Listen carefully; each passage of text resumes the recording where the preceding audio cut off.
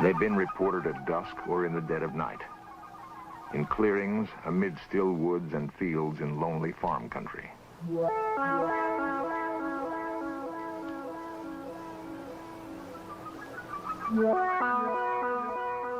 Sometimes they come in silence, sometimes with quiet thunder.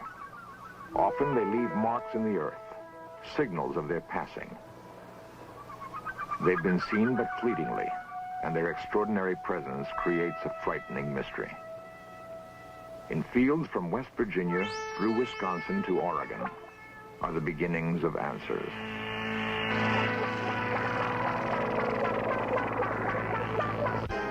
A dark patch of ground on a football field. Normal people saw the object that made it. It begins tonight's search for answers.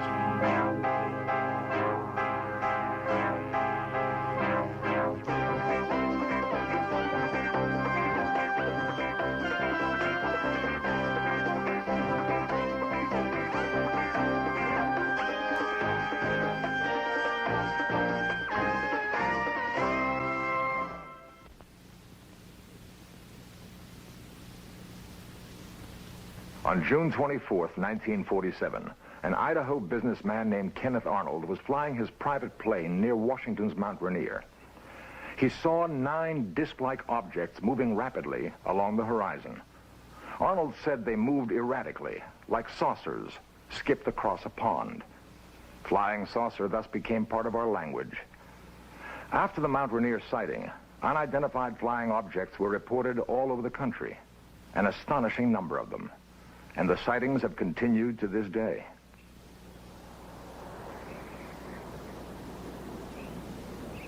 A chill morning in Mellon, Wisconsin. Quiet fields and quiet people. Yet something remarkable happened on the Mellontown Road. Something that would have seemed incredible if it hadn't happened to people as down to earth as the town of Mellon itself.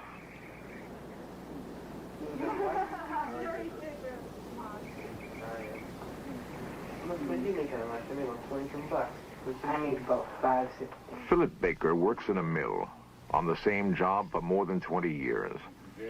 He's grown up here and passed on to his children a love for the land, a love for planting and harvesting his own crops, for cutting wood to warm the house in the long Wisconsin winters. He was an officer in his union once, but stepped down because it meant too much time away from his wife Shirley and their kids, Monty, Jeff, Jane, and John.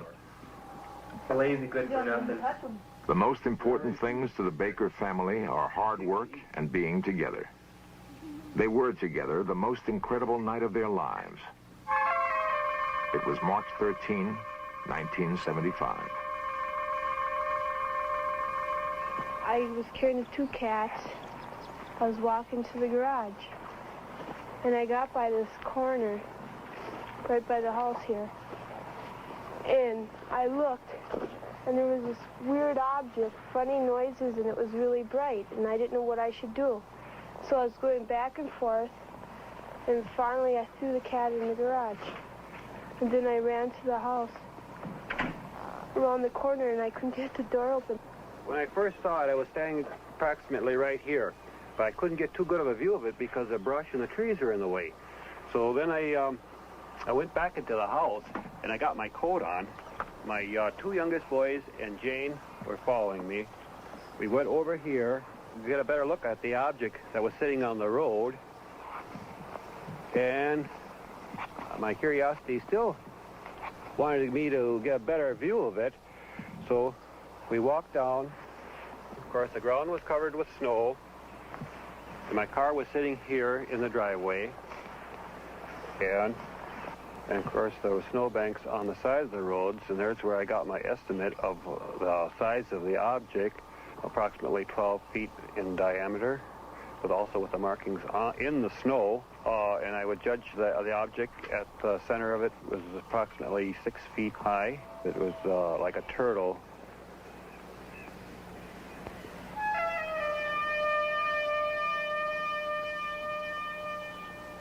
My 2 boys and my girl started to proceed here closer. My girl told me not to go any closer to it She ran back in the house. He was going to go walking up to it, and I went back to the house and told my mom that he was going to go up there and get closer to it. And she came out and she yelled at him. My wife came out and hollered at me and told me not to be foolish and go any closer to it, not knowing exactly what the object was on the road. And of course I did get a very good view of it from here, as there was nothing blocking my vision on the road.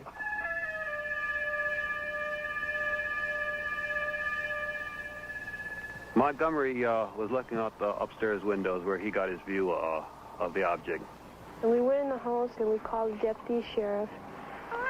And when the deputy said hello, it was a boom and it was gone.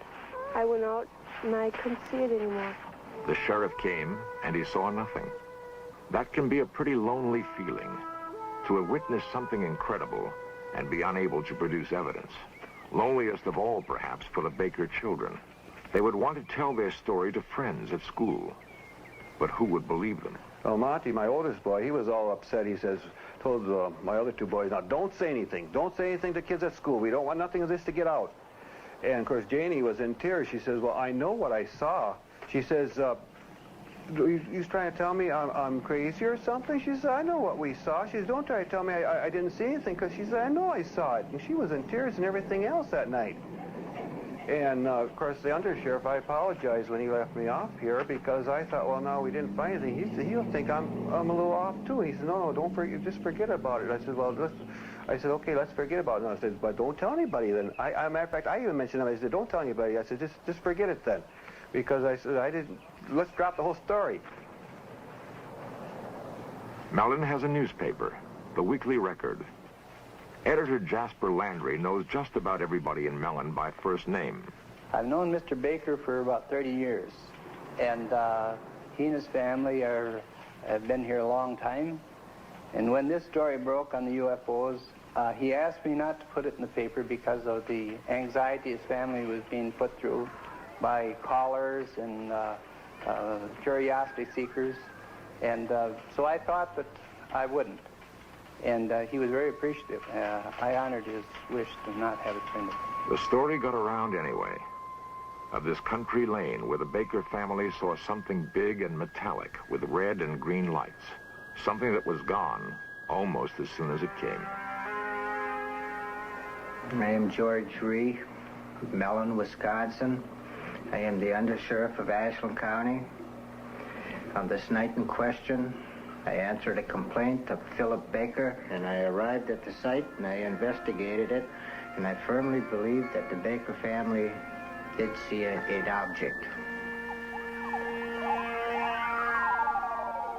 Sheriff Ree had good reason to believe Baker's story. He may have arrived at the Baker house too late to see anything there.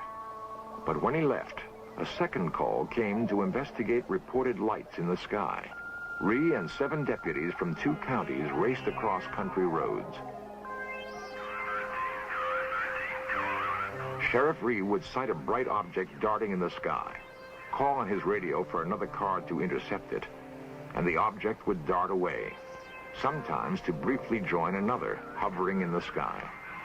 One of Ree's deputies said the light given off by the objects was so intense he could read a newspaper by it. And when it passed over another patrol car, the police radio went dead. To this moment, no one knows what it was that George Ree and 7 county policemen chased that night in Wisconsin.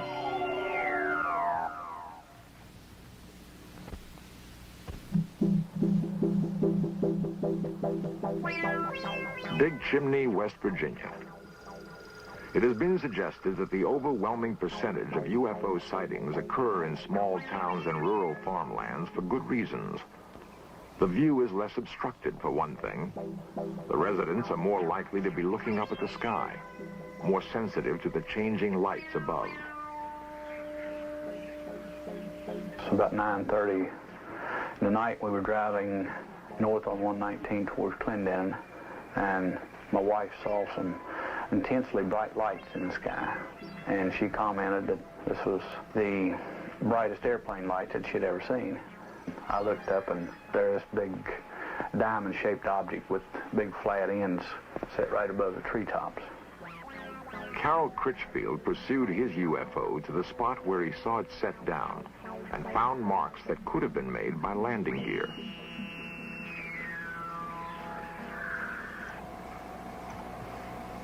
Critchfield is a foreman in a big chimney chemical plant. He's not the sort of man who is often called on to take lie detector tests. But he knows how incredible his story must sound.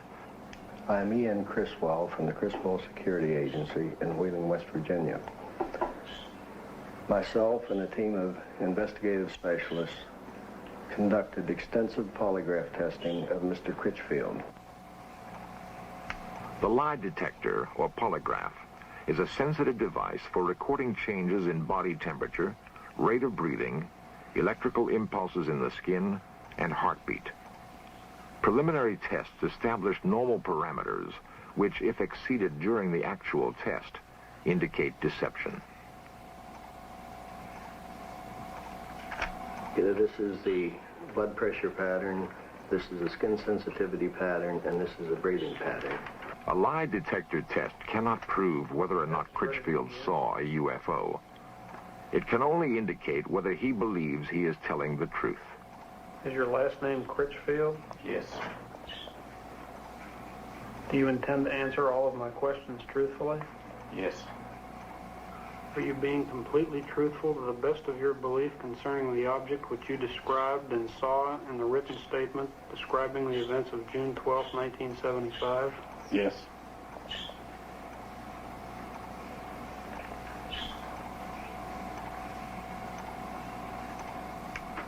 Are you being truthful when you say that in the first 35 years of your life you have never lied to a police officer? Yes. Are you being completely truthful when you say that you have no knowledge of how the burn spots and other evidence were created other than by the object described in your written statement? Yes.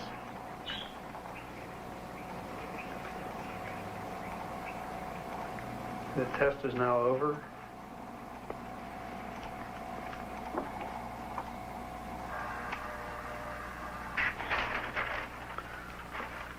On the first question here concerning Mr. Critchfield's name, there was no reaction in any of the tracings. And the second question concerning the, does he plan to answer all questions truthfully? Again, there were no reactions indicating deception. And question number 3 concerning the object that Mr. Critchfield described in a written statement previous to this examination, there were no reactions significant of deception. On the question concerning the burn spots and the other evidence left by the object, there were no reactions indicative of deception. And it is our opinion that Mr. Critchfield has told the complete truth about all statements concerning the object he cited on June 12, 1975. It would be unusual indeed if a man not noted for vivid imagination and guile could invent a story about a UFO and then control half a dozen involuntary body functions in such a way as to fool a sophisticated machine and experienced technicians.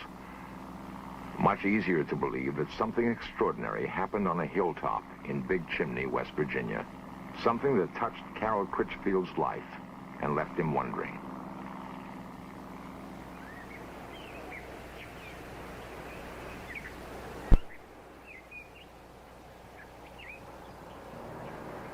The pocket transit also can be used. Some men, like Ted Phillips, are dedicated to finding answers for the growing number of perplexed people who have had UFO experiences. Phillips is an amateur scientist and UFO investigator. Neat little pocket penetrometer.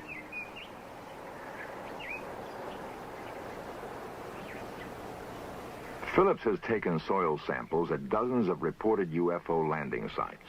He and his fellow investigators have amassed reports of no less than 60,000 UFO sightings in the past 30 years. Many of these were fairly easy to explain. Conventional aircraft, weather balloons, flocks of geese. But more than 900 cases remain unexplained. Phillips has an important ally in his search, the University of Kansas Aerospace Science Laboratory. It is the place he sends soil samples for analysis. Dr. Edward Zeller is the man in charge.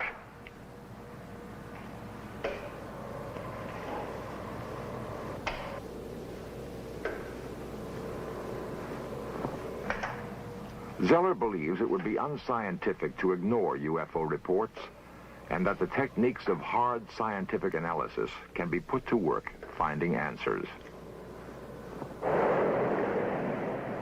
Medford, Minnesota. Medford provided Dr. Zeller with a test sample, and a remarkable story told by Janet Kay provides the background. On the night of November 2nd, 1975, I was sitting here doing my homework, and I looked out the window, and right above the blue building, I saw a UFO come down out of the sky. And it landed behind the building, and behind the building is a football field. It landed there. There were two other witnesses, Janet's mother, Helen, and her brother, Jerry. A lot of people in town saw it. I don't know how many people saw it and told us the next day that they saw this thing up in the sky. In the sky. As we pulled around the driveway here, I noticed up by the blue shed over there that there was something in the sky. So I pulled out of the driveway, and I said, turn down here, we can maybe get closer to it. So we just went over this way. And then you could just see it real good before the trees. It was definitely right there. And we just drove up here, and by that stop sign near the railroad tracks, there's a fence across, so we couldn't go any further. And we just noticed it.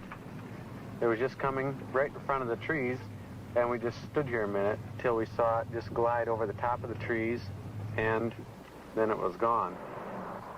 Well, a couple days later, after we saw the UFO go down, I saw a lot of people over here looking at something, so I came over here, and I found this big brown spot on the football field where the grass had been burnt. As you can see, the blue building is right over there, and the burned spot is right here. And it's right in line with the window we saw the UFO come down from. Now, this happens to be the sample from the Medford site, number 2, which does show some strange luminescence properties. And so I'd want to make sure that the sample that I'm dealing with is not in itself radioactive.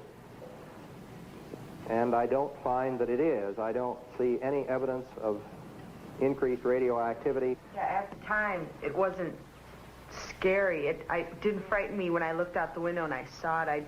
I didn't get scared or anything. But afterwards, when I realized that what I had seen was unexplainable, that's when it started to get scary. And then when they found the patch on the football field, well, that got a little worse. Furnace ready to be inserted here into the light chamber. And now we've inserted the sample, which is on the electric furnace, into the chamber, and we're going to start heating it. It's been 6 months since we saw the UFO go down, and as you can see, the bird spot is still visible.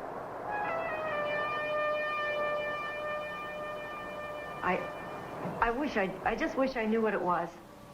Don't you think so? Yeah, I mean, if it was something, you know, from another country or something the Army was putting up in the air, I wish they'd come and tell us that, this was it, and not just leave us out here thinking that it was something from some outer space place. I'd be satisfied with any kind of an explanation. Well, we're going to start off here by looking then at the glow curves, which I ran about 2 months ago on the Medford site. And if we look at the curve at the center of the site, we see that there's just a very small rise here. That is, the luminescence peak is very small. At the edge of the site, as we proceed along here, at the edge of the site, we discover the intense luminescence. Now, this luminescence that we are observing is apparently the result of some sort of radiation effect. It looks, at least, as though that particular sample at the edge of the site has been subjected to some kind of high-energy radiation. If I had never seen a UFO, I wouldn't believe in it. I wouldn't believe me if I were you. Because I have nothing to show you. I can't say, you know, I saw this. I just have nothing. All you have is my word. But there is more than just Mrs. Kay's word.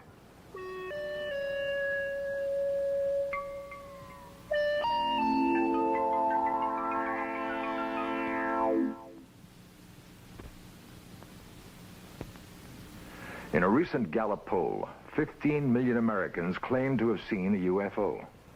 15 million. The same poll showed that 51% of the adult population is convinced that flying saucers are real. For those who haven't seen one, this is a recreation of what Carol Critchfield saw on a hilltop in Big Chimney, West Virginia.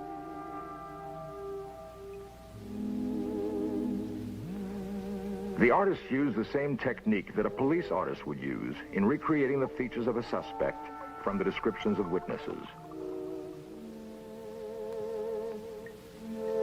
And this is what Philip Baker saw on the town road in Mellon, Wisconsin.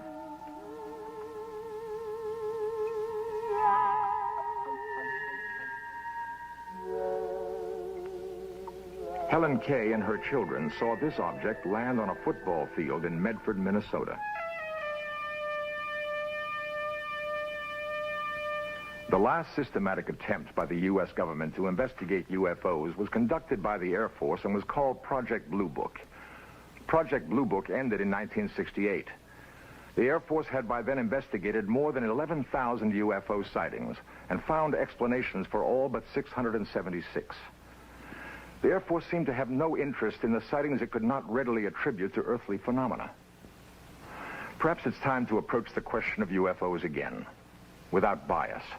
For we can only hope that if we are being studied by aliens, it is with more thoroughness and care than we have focused on them.